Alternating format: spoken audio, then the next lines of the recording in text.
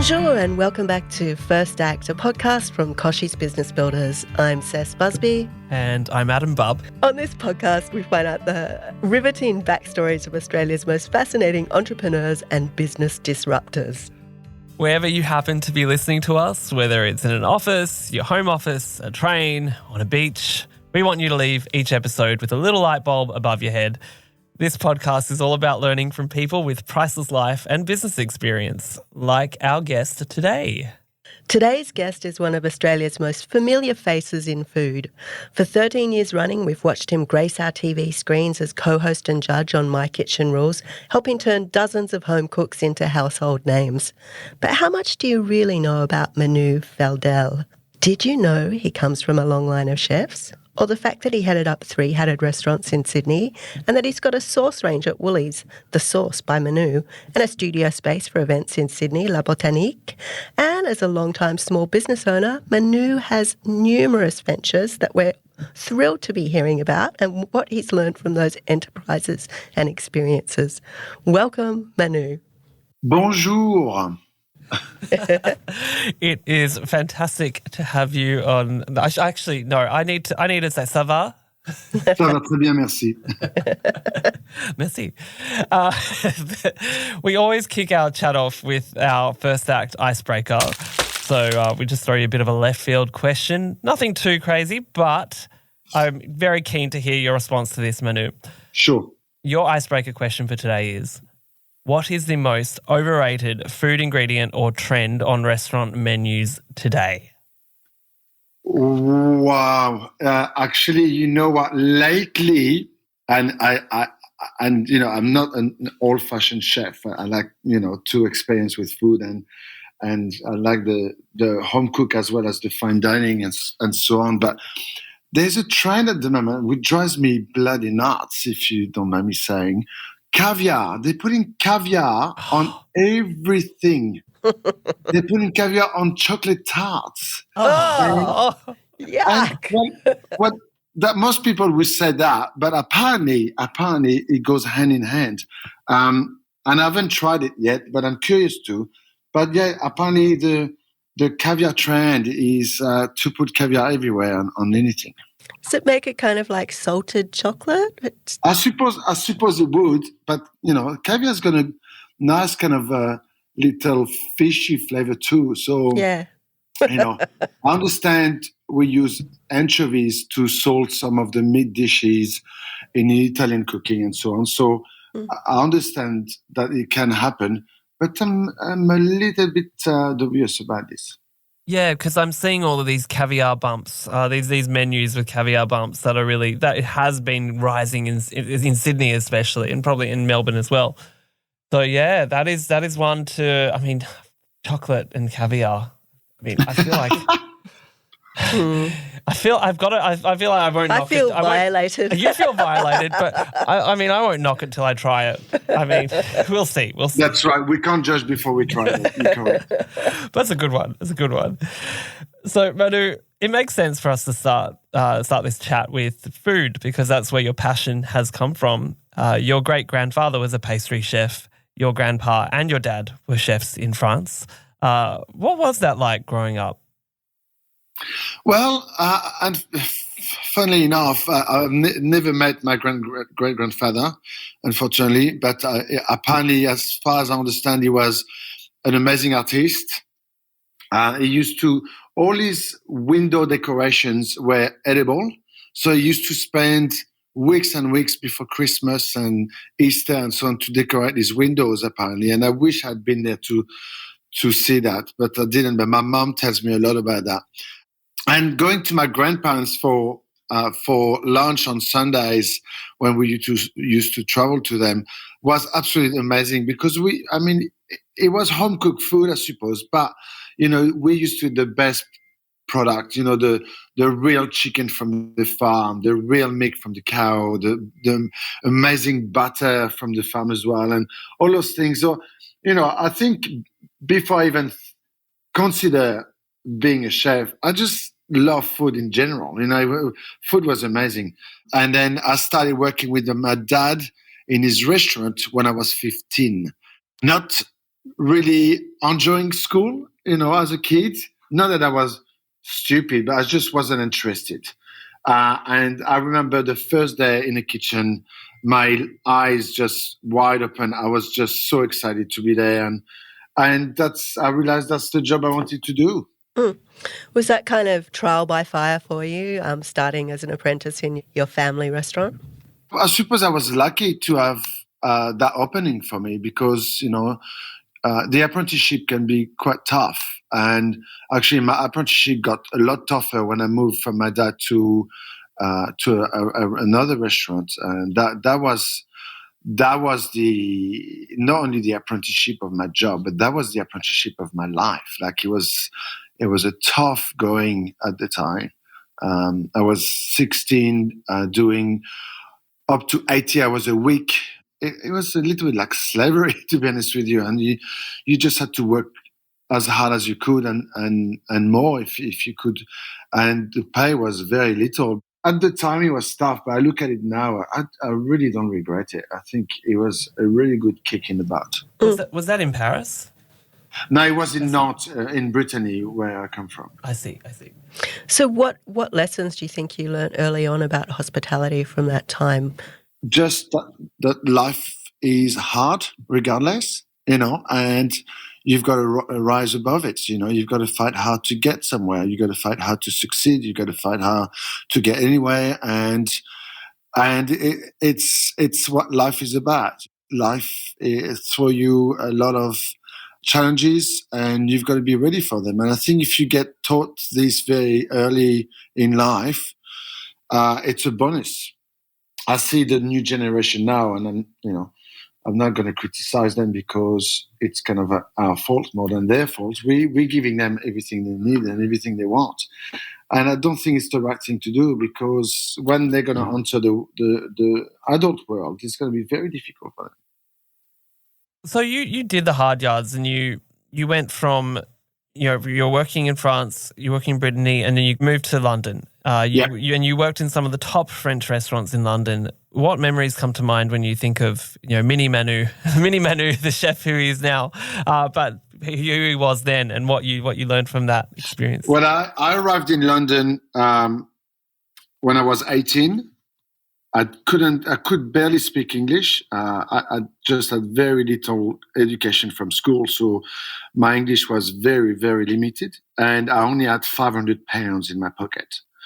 The only good thing I had was I had a job already set. So I just kind of, when I arrived in Piccadilly Circus with all my bags, I was like lost. I thought I was on a different planet because I couldn't speak the language, and I just didn't know where I was. And it was such a huge city that I was, intimidated very quickly. So all I had was my skills, and all I had is a job, and I just put my head down, bum up, and worked as hard as I could. But that was another chapter of my life where I realized that I had to quickly work hard and make some money if I wanted to leave and pay my rent and put some food in my mouth. So it was pretty tough too. Mm. So what are your kind of early memories of those days then, of your... I think I'd say 50-50, a lot of crying and a lot of good times, when you leave mom and dad and you live by yourself in a bed sit in London, it's not easy. But then I met some good friends in the kitchen. The restaurant world is a very tight ship. We all work together as a team. It's like a football team. So there was some good times and some bad times, but I just remember learning so much in the cooking world that it was exciting. Mm. Yeah, they do say that hospitality is like family, that when you work with someone in a restaurant or a bar, that they do become like family to you. So it's interesting that you say that as well. Given that you were working in some of the swankiest restaurants in London, do you have any kind of cheeky stories to tell us about anyone you served that was famous or royalty perhaps? I'm sure I may have, cooked for some famous people at the time. But when you are down the dungeon of the kitchen and you're only a commis chef or chef de partie, you don't really get involved with any of this. It's head down, bum up kind of thing. So I worked in some great restaurants. It's the last restaurants I worked in was Live Bite, which was a seafood restaurant, and we were nominated one of the best seafood restaurants in London at the time in 1995 on the side of Rick Stein. So Rick Stein was huge at the time. He was always popular. But I was a young kid. I was 22 years old. So I looked up to him. And it's funny that a few years later, we kind of friends, and not close friends, but we've done some stuff together. We've been cooking together and so on. So it's been good. You were speaking just a moment ago about the hospo lifestyle and that there's that level of camaraderie there. But it's also, it's a world that's not for the faint of heart. So at the high end, there's a lot of stereotypes out there of it being really, really cutthroat. And you kind of said it was a bit like slavery at times. How do you think it compares to when you think about the UK and then you think about it in Australia? It's black and white, my friend. The European mentality of the kitchen, and I suppose there's a timeline as well. We're talking about the 90s, and we're talking about 2023. It's two different time in the world, but I suppose Europe versus Australia. Europe is cooking is ancient. So we've been cooking in restaurants for a very long time. It's been a high regarded profession for a very long time. It's a very competitive environment as well. Arriving in Australia, so much more relaxed, so much more down to earth, and a lot less stress, lot less competition, I suppose, between chefs and so on. So it is different, but as I say, it's also a different time. I suppose my grandpa and my great-grandpa would have a different story to tell, because in their time, it was probably even more difficult. So it's becoming a lot easier now. There's more rules. There's more rules in the way that the way the staff is being treated, but the amount of hours that you're allowed to work and so on. So the world is different today. Was that stress and the high pressure part of the reason why you decided to move to Australia? What motivated the move to come here? No, not at all. I think we've got a fabulous job where we really can work anywhere we want in the world. Yeah. The language of cooking it's shared amongst all the countries. So that's what I wanted to do. I just wanted to travel. The idea for me was to travel the furthest I could from Europe and slowly come back. What happened is I never came back. I've been here 23 years, and the only reason because I just fell in love with the country, and I fell in love with the people, and I made my own world here. I've got my own niche, and I'm loving it. Well, you've carved out a pretty impressive niche, I think, Manu. It's a bit more than a niche these days. You've had a pretty illustrious career here. Like you've opened restaurants in Sydney and Melbourne. You've had 3 chef's hats. You had your little place in Paddington with another chef's hat. What would you say was the secret sauce behind those restaurant successes? Well, there was some successes and there were some failures. So I think the successes was just, my character, my cooking, my joie de vivre, I suppose. That was all a success. The failures was the lack of knowledge in the business world. And that was probably, the toughest lesson as an adult, I suppose. But, just loving cooking for people and putting a smile on their faces and coming out of the kitchen for 5 minutes and sitting down with a table and having a glass of champagne and going back to the kitchen again. And, the world of running restaurants is a fantastic world. It's a brilliant world. It's magical. It's like a theater. It's like the curtains open every night when you open the doors. It's brilliant. The only problem is it's a very difficult business to make money out of. There's lots of costs. Overheads are huge. Staff is expensive. The food is becoming hugely expensive, as we know. And so the margins are getting very, very small. So to make a dime out of restaurants today, it's tough. And that's probably why I'm not in it anymore. That's probably why those caviar bumps are entering our menus. That's right. You get caviar bumps for $50 and that's where you make your money. You got to cover the costs. Yeah.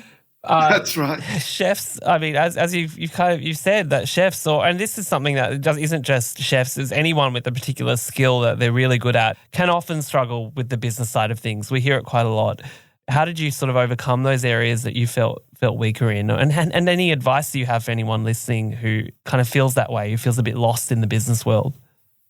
I think if I had to do it, I don't regret anything. I don't regret any moments of my life because they've all been a lesson.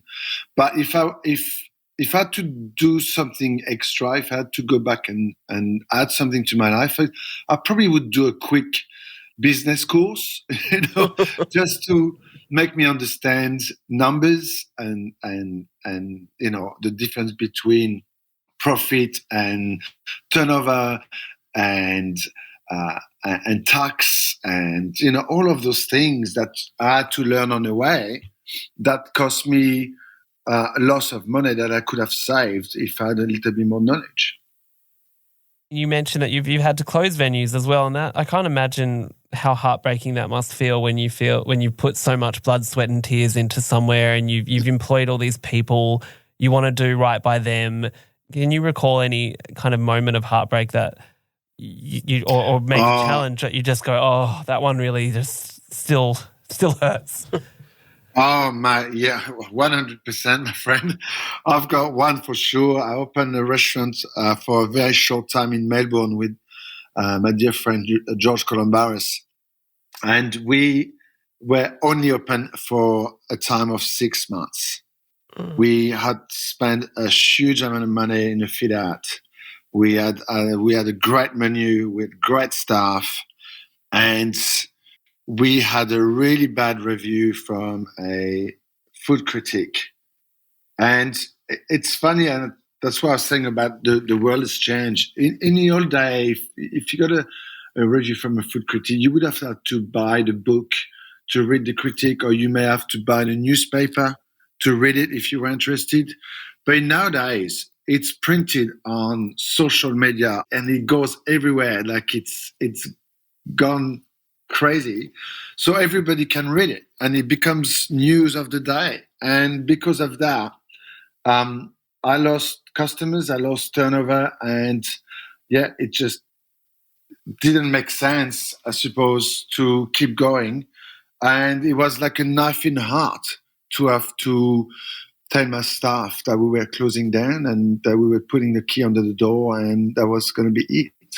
I went through a bit of depression for the following 6 months after that. It was a kick in guts, I suppose. But then, what they say is the show must go on. Life continues on. So you got to get your head out of the sand and just get on with it. Mm-hmm. That just actually must have been heartbreaking to put so much blood, sweat and tears into a new venture, something you're doing with a mate. You've got a whole bunch of staff counting on you as well, and then just one person can make it all come crashing down with a terrible review. It's just, number one, astonishing that could happen and that it could have that kind of impact. But then the aftermath of that, like you said, it sent you into a depression. Like, how did you manage to get yourself out of that? I was just very lucky to have, a great wife and great friends backing me up and reminding me that it wasn't necessarily a failure. It just didn't work, and I just had to find the strength to move on. And it took years before I was, confident with myself again. But you keep going, and suddenly the trust comes back and you feel better about yourself, and then you've got a new project coming in, and you get your teeth into that, and then suddenly you become someone else. It's a new chapter, and you just get on, and you learn more skills, and you get into different businesses, and when you've got a little bit of winning, that makes you feel better about it, and you feel like it's worth fighting for. It's a great lesson in resilience. Yeah, absolutely. We'll be back with more from Manu after this short break. We're back with Manu Feildel. Now, My Kitchen Rules, it's been an absolute juggernaut for so many years. What have been the upsides and the downsides for you of becoming part of this massive brand and becoming such a public figure? I've never been asked this question, actually. It's good. There's been a lot of upsides, but yes, there's been some downside. To be honest with you, when we did the first ever series 15 years ago, I was a fish out of the water. I'd done a little bit of TV on Ready Steady Cook, but which was nothing compared to what My Kitchen Rules production was. So it was very scary. My English was probably worse than what it is today. My accent was probably stronger than it was today. I had a huge amount of script to learn, which was something that I wasn't very good at. And it was really daunting for the whole series. And series 2 was a little easier, but still quite scary. And then series 3 was better, and 4, 5, 6, 7, 8, and you name it. It became my job. It became every day, and I got better at it, and I felt more comfortable with it. And it became my life, I suppose. It became my life. I suppose the negative part of it is there's not much private life left. Everybody knows about what I do when I scratch my nose or whatever it is. Headline: Manu Feildel scratched his nose. Well, I'm telling you, when you see some headlines, you just laugh. Yeah, the good old Daily Mail headline. When my daughter was born, I was chased by the paps, on daily basis, and all of those things. But as I say, it's part of the job. When you go to a restaurant, you don't know if. It takes a long time to get your food because probably the chef at the back are working extra time on your plates, and I can't complain. I listened. You've asked me the question earlier on why Australia. I think Australia was meant to be for me. I got more than I'd ever dreamt of here. I've had an amazing life, amazing career. I've got an amazing family, amazing friends. I feel lucky. Going from, as you said, kind of going from being more behind the scenes. When you're a chef, you're not really. Most of the time, you're not really seen. You're in the kitchen, you're slaving away, you're doing that hard yards, and then you go to being very much front of everything. Public face, a public figure. How does that sort of attention impact? Like, I guess it impacts, you've said how it kind of impacts your family life, but also the time that you can devote to your business ventures. Yeah, no, to be honest with you, at the beginning it's really cool. Everybody knows your name, everybody shouts at you, and you feel like a rock star. Of course you do. It's I'm a human being, so I really enjoy the attention for sure. But yeah, at the end, then you realize, but you're a normal person, and you've got to do normal things. You've got to take your kids to school. You've got to go to do your shopping in the supermarket, and you've got to get your hair cut and go to the dentist. So all the normal things that people do. So you're not that special at all, But life becomes busy because I think everyone wants a piece of you, I suppose, and you get involved in a lot of different style of work. You kind of represent brands and people want you to cook for them, charity stuff, and so your life becomes really, really busy, and it becomes really hard to juggle between life and work. But again, it's not something I can complain about. To be honest with you, I love working hard. I love being busy. What I don't like is not having the time to take a holiday every now and then. But the work is always in the way. But it's my life, and I really enjoy it. I reckon there's a lot more pressure on business owners to be the face of their business nowadays on social media. Well, what kind of advice do you have for anybody who might be listening who has traditionally come from being that behind the scenes person and is now having to treat themselves as, the talent? Yeah, I mean, I think you just got to believe in yourself and believe in your product and believe in your business model. For me, it's hard in a way that I've put my face to a brand, many, many times, being an ambassador of different brands. Now I've got my own brand. The message is to make sure that the customers knows that this brand is mine. This brand is my sweat, my blood, my tears, my money. I'm not putting a name to someone else's product. And that's the difference between what I've done in the past. So that is a big message to put out there, and it's hard to communicate it. But it's getting there now. I think people now knows the By Manu brand. They know that I'm the guy behind it. So it's good, but it takes a lot of messaging, a lot of marketing, I suppose, and a lot of throwing words at and sharing the knowledge. So since you've brought up the sauce by Manu, how did that come about? What was the aha moment? When did you go, yep, I'm going to put out my own product. I'm not going to be, just a name on someone else's thing. I'm going to do my thing. There's different layers to the reason and the why and how it happened. Firstly, it happened, after begging for sauce on the show, My Kitchen Rules, always saying, "Oh, guys, where's the sauce? Where's the sauce?" that sentence became, synonymous. Yeah.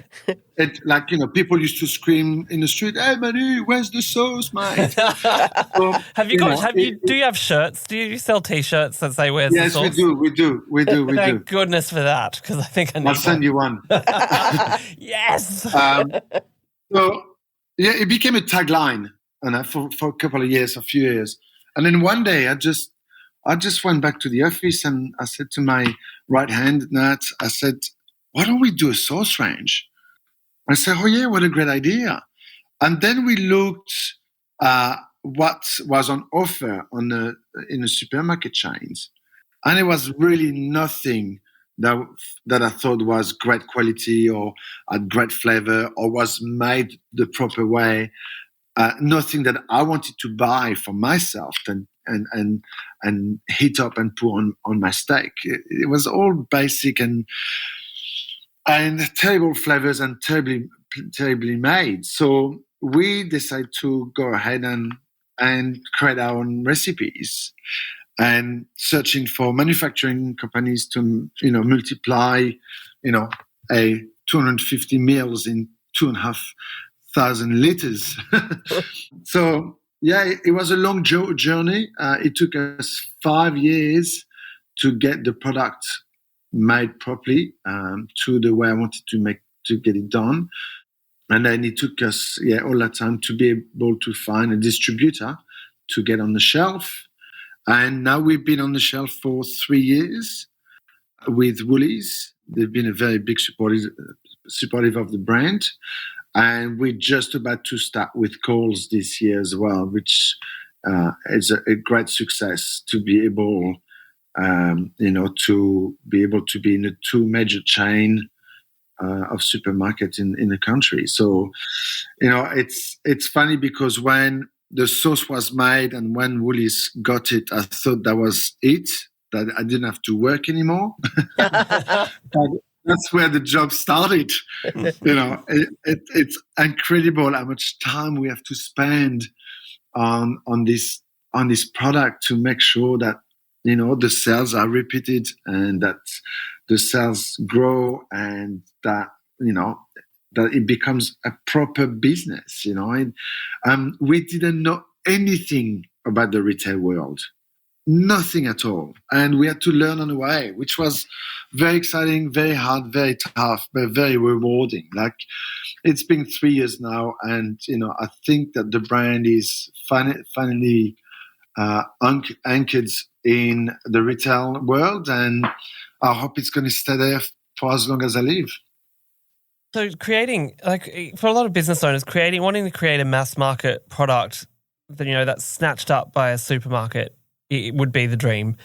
What's your best advice for anyone about creating a product that's not just a flash in the pan, not something that is just on the shelves for a couple of months and then we never see it again?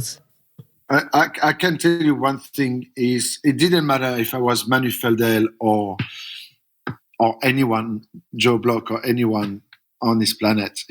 My name did maybe helped a little bit to get my foot into the door, but you have to knock on people's door. Like Coles didn't understand the product for many years. I knocked on Coles' door every single year, and every single year they refused. And this year they accepted. So it's just about, it's all about trusting in your brand, trusting in your product, trusting in your business model, and just knock on doors. And I tell you what, I'm the best rep of my brand. I'm the only one that goes around and knock on people's door and show the product and cook the product to anyone I want my product to be used. There's no better, sales rep in my team. I'm the one. And that's what you need to do until the business becomes big enough and you've got a team big enough to, one day semi-retire and, finally go on holidays, I suppose. That's the end of the game. Yeah, I think you told a story when I was at La Botanique a while ago about how you would turn up with the sauce going, I'm going to make you the sauce and try the sauce, and the reps would be like, what? Manu is cooking for me in our kitchen? Yeah, that was... People are still shocked when I turn up because they see me as the TV guy. They don't see me as anybody else. And then they expect that the sauce By Manu is made by someone else, and the sauce By Manu is marketing is paid by someone else, and so on. But they don't understand that this brand is mine, and I'm very proud of it. And the reason why I kind of entered the retail world is because I knew that the restaurant, I decided to leave the restaurant business behind, but I still wanted to keep a foot in the door in the food industry. So instead of feeding the masses through a restaurant chain, I just now feed the masses through a supermarket chain. And my product is as clean as I would do it in my own kitchen. It's made with real ingredients. There's no additive, there's no preservative, there's no added sugar, it's gluten-free. All you have to do is tear the packet, bring it to board, put it on your steak, and it's simple as that. I've done all the work for you guys. What is it that's kept you motivated to pursue this business idea and these business dreams when quite easily you could be that guy who is the TV star and doesn't have to have businesses? I suppose there's many reasons, I suppose. I think one of the biggest reason is I've worked a long time. I've been in a working world for 35 years now, and I've had restaurants that done well but never been really, really successful. I've done restaurants that were a complete flop. I just want to... I think I'm just ready today I'm mature, I've got the knowledge, I've got the understanding, and I've got this... I think this product is now the success story. I think I'm going to finally being successful with one of the projects I've decided to create. I want this to be my retirement plan. I think this is it, that I'm finally ripe to be successful with a food business. I do like that you use a lot of food words when describing describing things. Using it hungry and ripe, Right. and I know it's just so in your language. It's so in your vernacular that's how you talk. I love it. One of the other businesses that you've had over the past few years has been La Botanique. It's multifunctional catering, events, and production space in Sydney. What have you learnt from that business? So that's when that was the first business I looked at when I decided to stop doing restaurants, and I wanted to start creating products, which I didn't know. I didn't think the sauce was quite there yet at the time. But I bought the building in the dream of building a kitchen where I could do all my trials and my recipes and so on. But I was looking for something that was small enough to have maybe a desk, couple of desks, and a kitchen. And this place in Botany, La Botanique, that warehouse, I walked in and it was such a huge space. I'm like, oh my God, no, this is far too big for what I was thinking of. But then my imagination just went wide and I started saying, or maybe we could have a filming kitchen and a commercial kitchen, and then we can do functions, and then we can have a bar, and then we can have an office over there. And so my wife thought I was crazy, and I'm like, I don't know. I said, why not? So we went for it, and we started building during COVID, and it took a long time because of all the issues during COVID, but we finally got this space, which is our space, and which is incredible. And Clarissa, my wife, is the one that runs it. She runs all the bookings, and it's a great space now, and it's a multifunction space. With a lot of filming is happening here for all the TV networks, but a lot of brands are coming to use it for videographing and functions and so on. So, yeah, we've got a nice little business here too. You certainly do, Manu, and it's a beautiful location. If anyone's looking for a studio to hire and they're in the food space, I would say check it out. And if you've got an event, I would say check it out as well. Anyway, just to wrap up, what are you excited about at the moment? What's next for Manu? I know that there's some exciting news around raising some funds for the By Manu brand. Yes, so we came across a company called Equitize, a company that deals with crowdfunding. Crowdfunding is a great concept, I suppose, versus getting a business partner that could throw you a big check, and in exchange they would want a return very quickly, and then perhaps make a lot of the decisions for you. The crowdfunding is more like going to the crowd. That's where the crowdfunding words come from, is going to the crowd and say, listen, I've got a great business at the moment. I'd like to expand the business. To be able to expand the business, I need a little bit more capital. But I'm happy to share slices of the cake of this business with whoever wants to get on board. So you can invest as little as $500 to as much as you want, I suppose. And it's a great little way of being part of the By Manu family, the By Manu brand. So everybody can get involved and become part of the family. And what's great about this is then if you're part of the family, then you tell all your friends and family that you're part of that family. And so, it's a tool that becomes also a marketing tool at the same time. And, what we need the money for, it's to build a bigger team. We have a very small team and we've achieved a lot. Just a few of us, but we need a bigger team. We need a team of sales rep to go around the country to make sure we can be in more shelvings in different supermarkets and and independent shops. We also started working with food service, which is working with pubs and restaurants. So I would love to expand in that ways as well. And marketing is number one in brands. It doesn't matter what you sell. You've got to put the brand in people's face. They've got to be reminded that the By Manu brand is there. The By Manu brand exists. And if you don't know about it, we're going to tell you about it.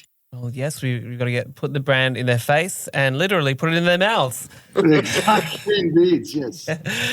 We'll if we get the link from you, we can pop that in our show notes for this episode, Manu. Unfortunately, that's all we have time for today.